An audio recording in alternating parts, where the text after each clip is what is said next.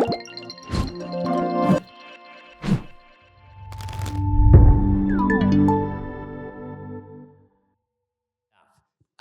would like to welcome on stage our next speaker, Gijs from Dark Park. Gijs is the pioneering force behind Dark Park's multi-award-winning games. Dark Park have been thrilling, exciting, and entertaining people for many, many years now. And today, Gijs is going to be lifting the veil on the secret ingredients that create lasting impressions on players. So please give it up for Gijs.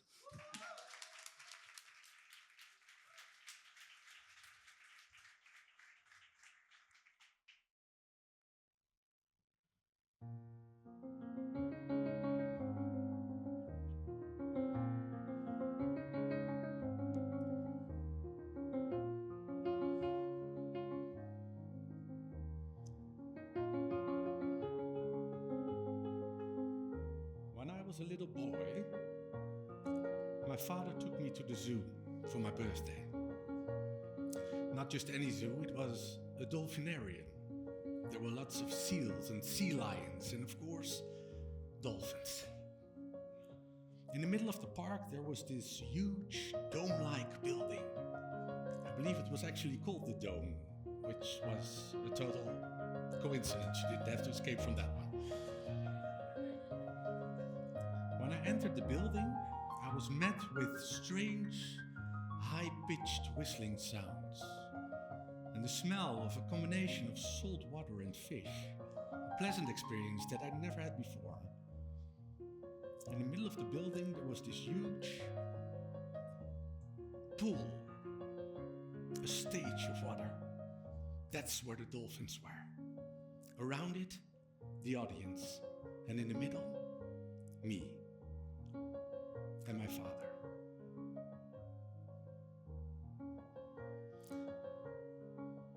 And there, for the first time in my life, I saw magic happen. Giant creatures jumping from the water. The light from the sky reflecting their shiny skin before they disappeared back into the depth. Halfway during the performance, the trainer, a beautiful blonde girl, asked if there was someone in the audience who was celebrating a special day, a birthday maybe. My hand shot up in the air and I started waving. She pointed at me and I was escorted to the stage. And there I stood next to this beautiful blonde girl. She was this big. And she asked, "What's your name?" "Gijs," I said. And thank God she was Dutch, so she could actually pronounce my name. She asked, "What's your special day today?" And I told her it was my birthday. She asked if I'd ever touched a dolphin before.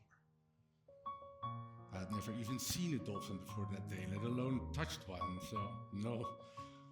She made a gesture with her hand, and a dolphin jumped out of the water and slid onto the dock right in front of me. She took my hand, and we both kneeled.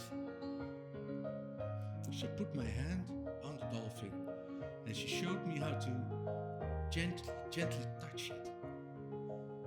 "How does it feel?" she said.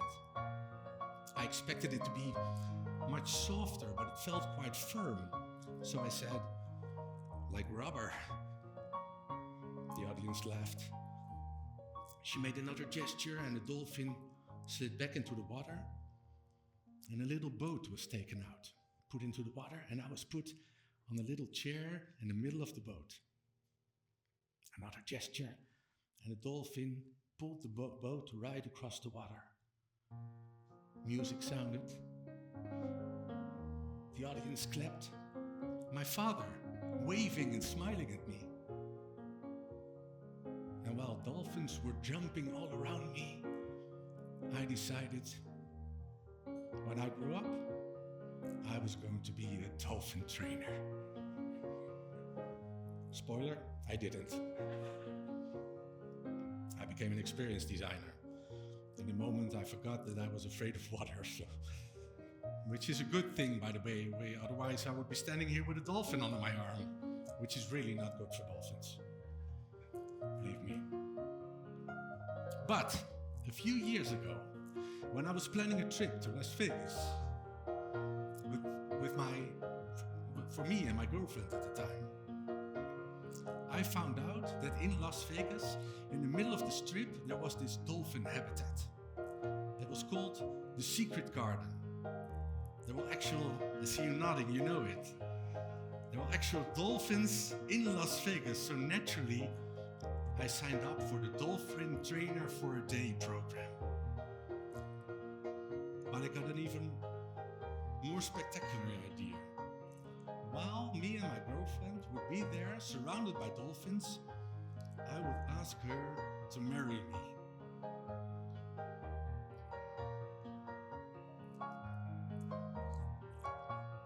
I had a ball made with a text on it. It says, "Dear son, will you marry me?" And I contacted the trainers in Las Vegas to ask if they could train a dolphin to bring this ball to my girlfriend. Turns out it wasn't that easy. Apparently dolphins, when you give them a new toy, at first they are terrified of it. I didn't know that. They need weeks to get used to this new piece of material in their space. But the dolphins told me that if I would send the ball at the first day of our stay in Las Vegas to them, they would give it a shot. It might turn out to work. So I did. On our first day in Las Vegas, when my girlfriend was in the shower, I ran to the reception desk of the hotel, which is in Las Vegas like half an hour of running. And I asked them to call a courier and send the ball to the Secret Garden. And then I had to run back. Thank God she takes long showers. The week progressed. It was an awesome week, but with my mind I was in the dolphin habitat. That final day. And finally, the day arrived. We both got a wetsuit and a small whistle. And when we arrived at the dolphin habitat, I heard high-pitched whistling sounds. And I smelled the smell of salty water and fish that I remembered from my childhood. We each got a bucket of fish and our own dolphin. Mine was called Maverick, and hers was Lady Ace, like the playing cards. Halfway during the day, a dolphin came swimming at my girlfriend with a ball in his mouth. I said, look what it's got." My girlfriend turned around and she said, "Oh, it's a ball." Then I said, "Yes, but look closer." She kneeled next to the dolphin and she read, "Dear Sanne, will you marry me?" She turned around to me and I was already sitting there on one knee with my ring. But in the excitement of the moment, I forgot what I was going to say, so I mumbled something like, "And she said, 'What?' So I repeated. I gave it a second try. I said, 'Will you marry me?' Some American woman in the back yelled, 'Oh my God, look, it's going to propose!' My girlfriend looked at the dolphin, and then she looked at me. And while dolphins were jumping behind us in the air, she said yes.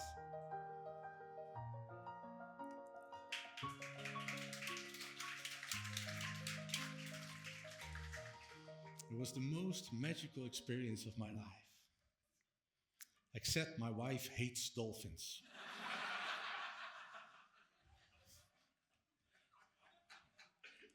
She doesn't hate dolphins, of course. Everybody loves dolphins, but she hates animals in captivity. You see, as a little girl, she hadn't been taken to a dolphinarium. She hadn't seen these magical creatures jump high into the air, smell salty water and fish.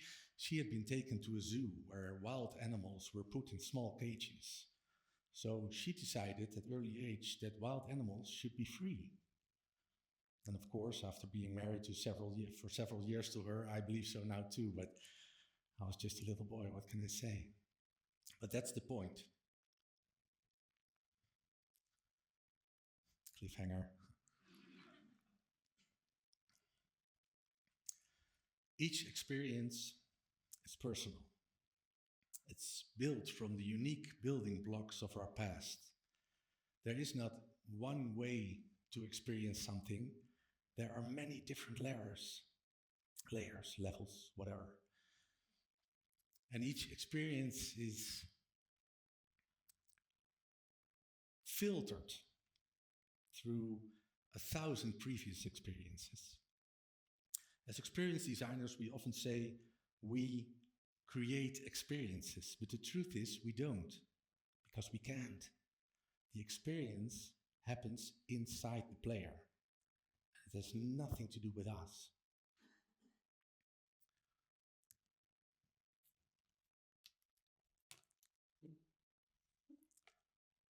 All we can do is create circumstances for an experience to happen. Let's take reading a book, for example.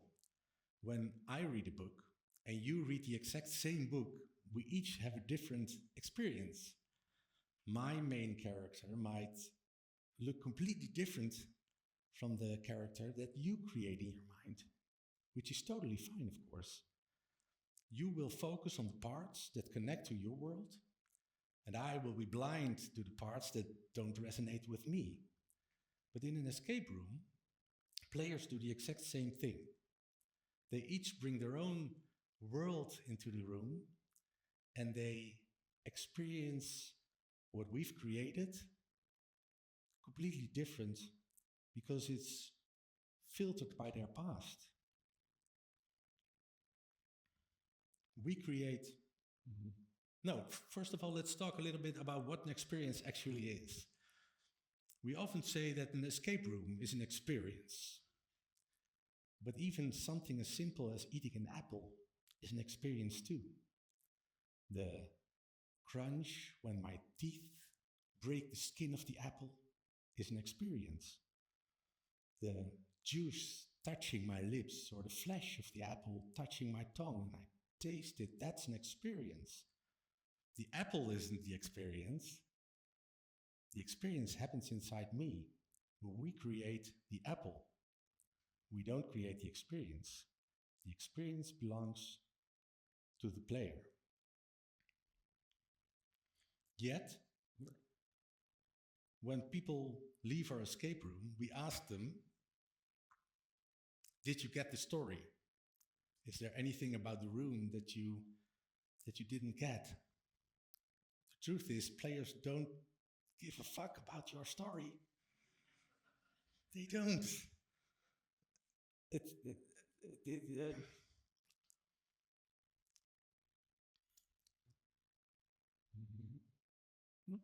have no idea. So if they tell a version of the story that doesn't fit our intentions, we correct them. We tell them that they didn't get it, that their experience is wrong. We override their experience, which is super special, with our version of the story. That is the best way to completely destroy something that could have stayed with them for years. So in improv theater, there's this rule to always say yes. For example, when someone comes at me and says, I just saw a dragon, and I reply with, that's impossible, dragons don't exist, then the scene dies. But if someone comes at me and says, I just saw a dragon, and I say, that's incredible, where did it go? It flew that way. Well, let's try to follow it. Now you've created an adventure, even though we both know that dragons don't exist. So if a player tells us a version of their story, their experience in our escape room, try to follow their dragon. Let them have their dragon. Let them have their experience. For example, if there's an escape room and they solve a puzzle, and when they do, a door opens and they step through the door. And then behind them, the door closes and there's this magical effect. Light, music, rain, the floor trembling, video mapping, snow, whatever, everything. But that's not how it happens, that's how we designed it. But now, the players are kind of scared because it's a scary room. So they solve a puzzle, the door opens, they go through it, and one of the players is like, oh my God, there might be some scary guy out there, I will close the doors. And because of that, the entire effect doesn't get triggered and there's nothing happening, but at least the players are feeling okay and they can continue the game. They had an awesome experience because they were afraid and they moved their boundaries and they enjoyed the game. But afterwards, I come out and I say, such a pity that you closed that door because now you missed the best effect of the entire experience. Now imagine what kind of an experience they've had. Not so good. So basically all you need to do is take you out of the equation. You are beautiful, you are amazing, but you don't have to prove that to the players. Just let them have their experience on their terms.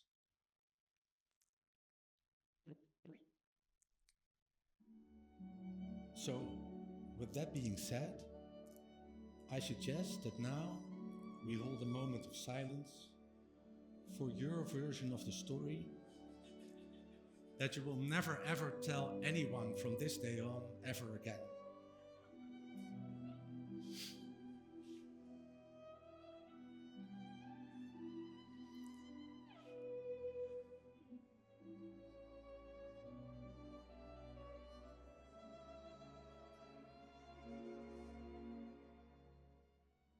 It is sad, I know.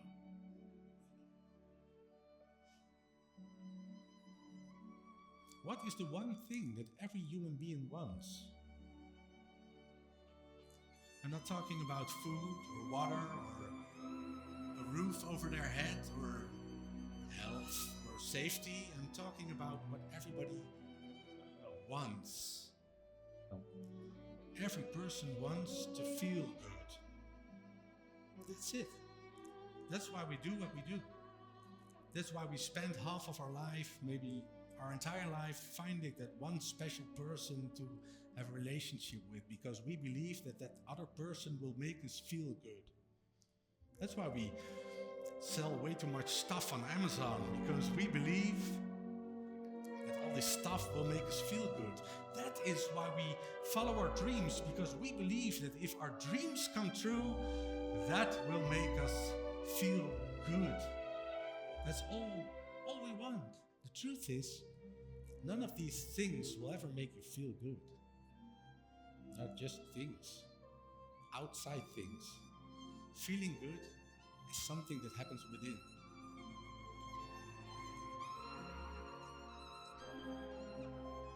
So, why is it that people remember movies like The Notebook, or Dirty Dancing, or The Green Mile, and they forget about Transformers, or the X-Men, even though they had lots of fun watching them, the next day they will be out of their minds. Why is that? Because those movies make them feel something. So instead of focusing on all the separate elements in our escape rooms, like music and set design and puzzles, we should try to make them work together, like a symphony. Try to make people feel something. That's the key to creating experiences that last a lifetime. That is the key to creating experiences that stay with you, maybe forever, because that's the way to make it your experiences instead of mine. Let's see what the next slide is.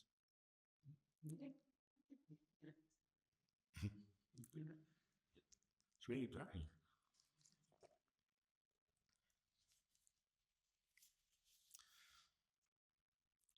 But we shouldn't push players into having an experience.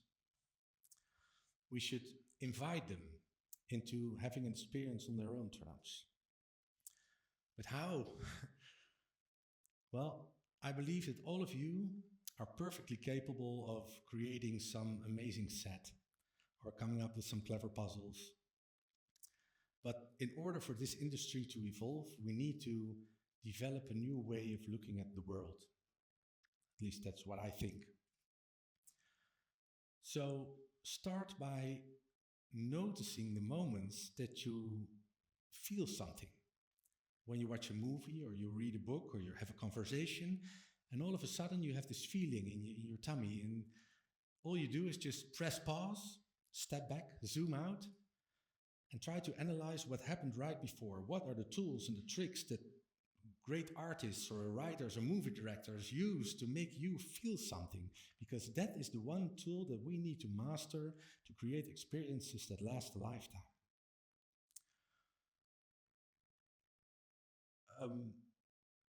So how about a story? Sure, you want to tell a story, but I think we should let go of the idea that the story is sacred and that our version of the story is something that you should get as a player.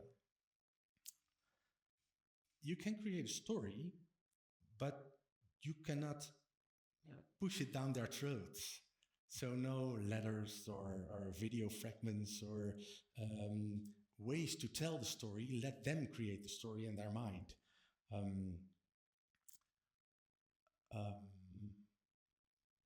So you need to put elements inside your room that are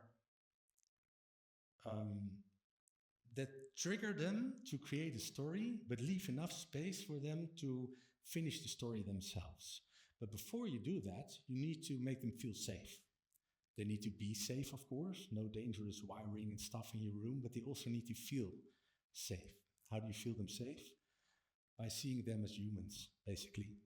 So when they come in, they're not a customer, they're not a group, they're individuals, they're people. So make eye contact, acknowledge that they're there, acknowledge that all they want is to feel good and be seen. They're not coming to play a game, they're coming to feel good. So make them feel good.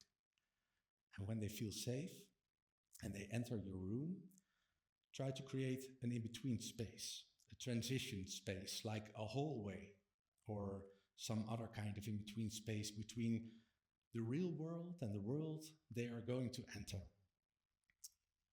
To let them get used to the idea that they are going to enter a new world. And that's a way, make them feel safe and have them go through a transition space to open them up, to prime them.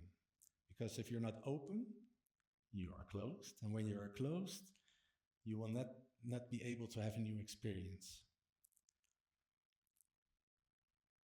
And when you add a character to your story, which is fine, it can never be the main character. Why? Because the player is the main character. The story needs to be around them. And any character that you add to the story is just going to take away the shine that they need to feel. So make sure that any characters you design do not get in the way of the main story, which is theirs.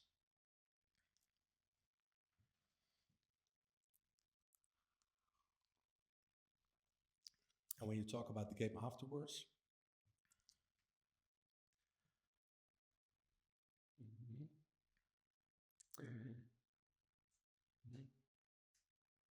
don't tell them your version of the story.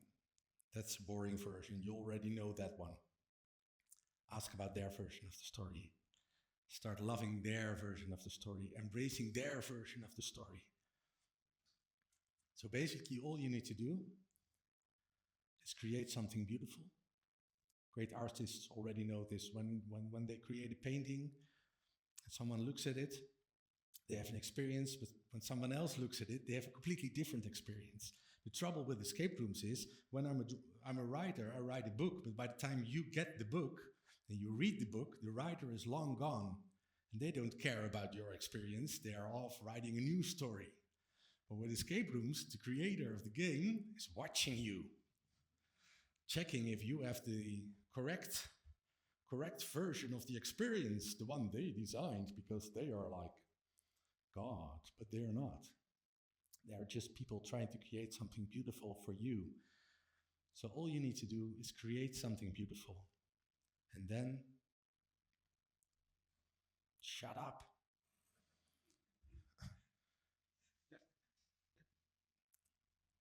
Give it to them. Step back and see what happens. And they will start telling you about their version of the story. Create something beautiful, and then shut up. Shut up and smile. Thank you.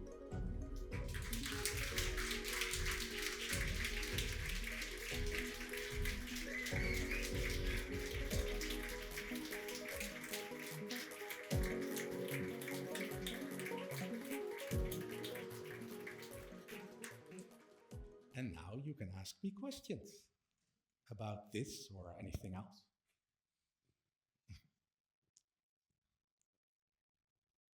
My question comes from me being a bit of an outsider to this world. And I find interesting that you use the word players. That's how you tag your audience. But then as part of your presentation, you said the people don't come here to play, they come here to feel good.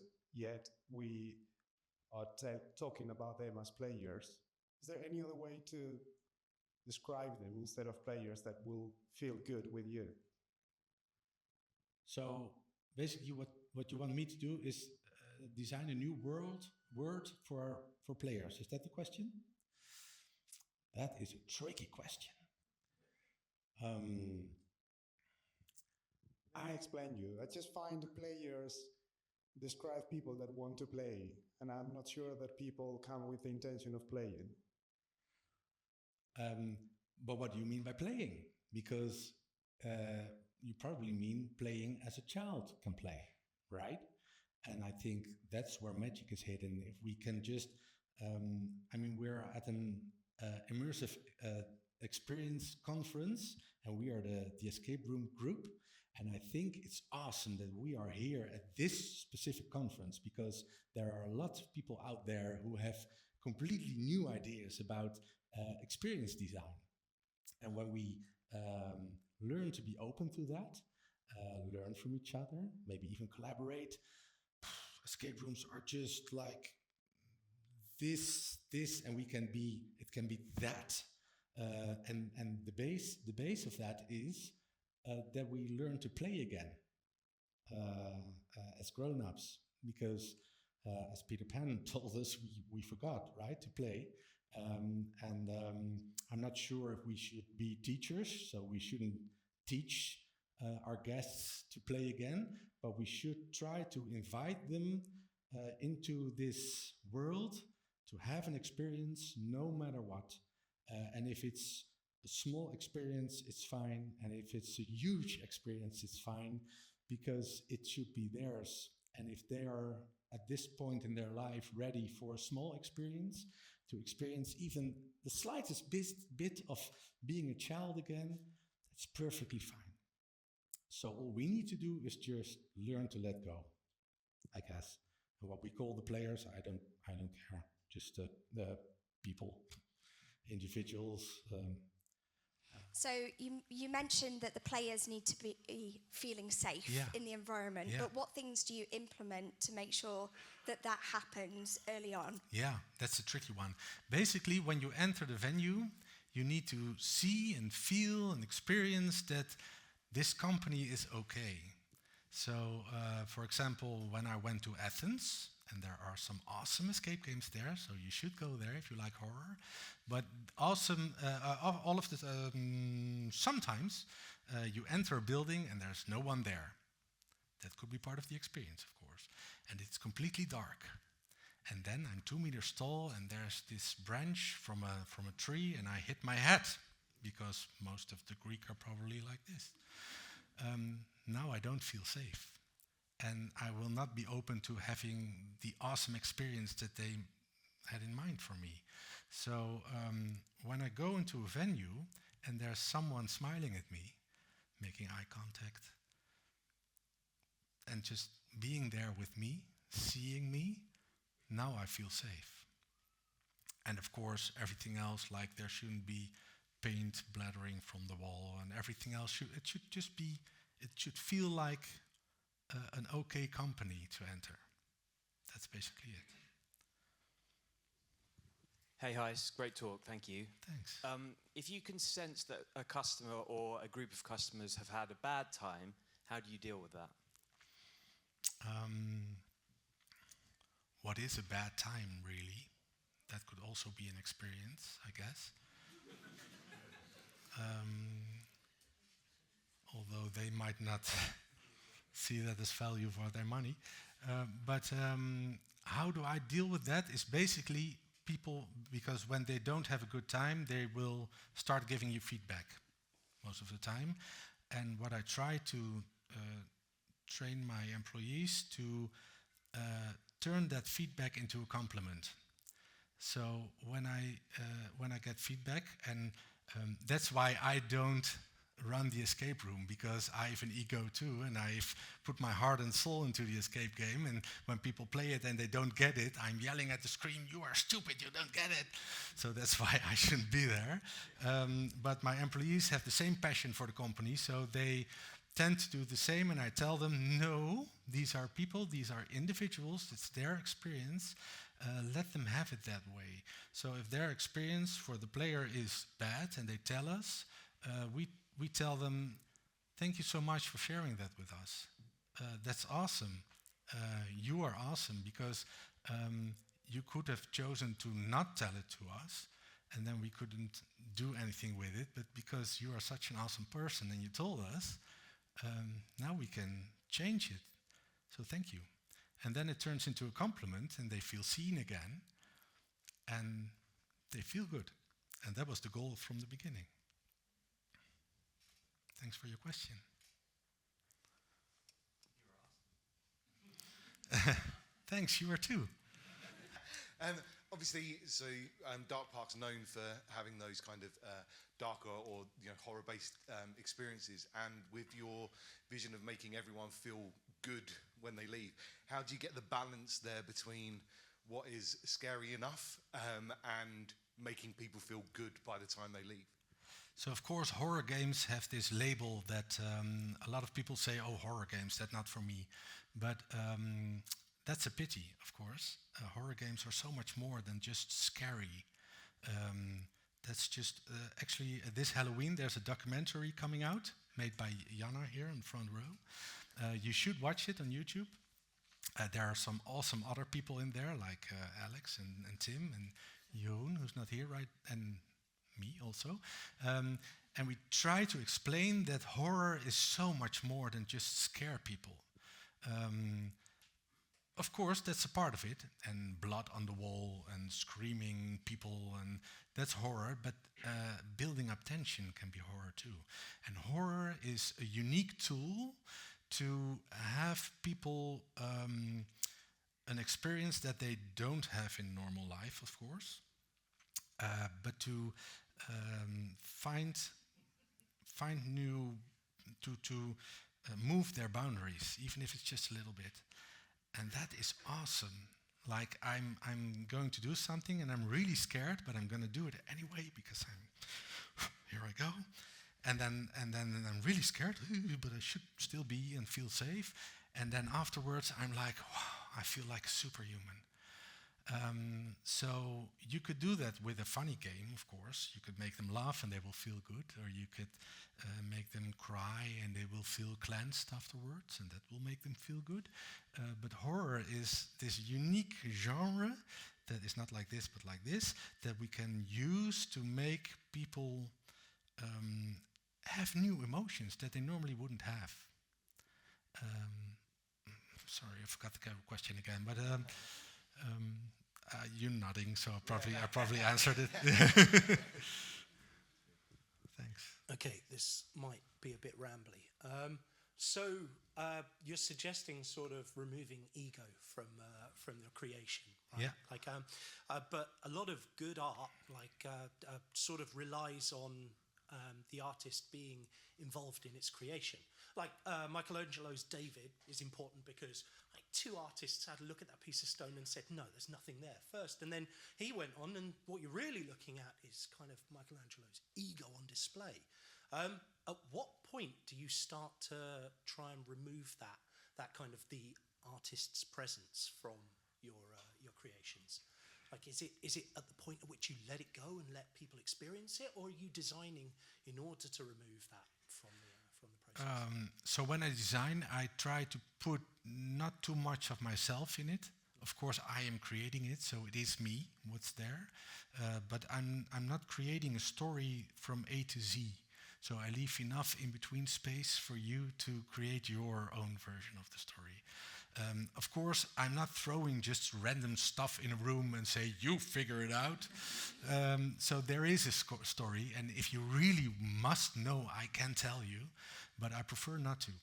So if you ask me, so what was this story about? I would probably say, well, you tell me, you have just experienced it. So I think that the actual story is not the thing I create. It's a combination of something that I've created, of course, with the best intentions, and you. And when those 2 things come together, that's when magic happens. And that's when an experience is created that you take home. Thanks. You're welcome. Thank you very much, Gijs.